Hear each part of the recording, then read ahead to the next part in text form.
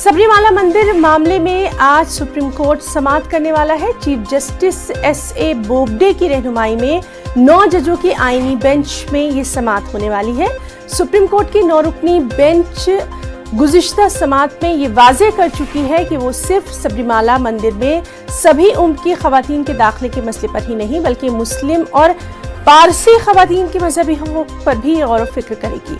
Chief justice Sharad Arvind Bobde की सदारत वाली 9 रुकनी आईनी बेंच ने कहा था कि वो इन्हीं मसलों पर समाअत तय करे जो 14 नवंबर 2019 को 5 रुकनी बेंच ने उसे सुपुर्द किया था। इनमें ख़वातीन का मंदिर और मस्जिद, पारसी ख़वातीन का इबादतगाहों में दाखिले और दाऊदी बोहरा में ख़वातीन के खतने जैसे मसाइल शामिल हैं।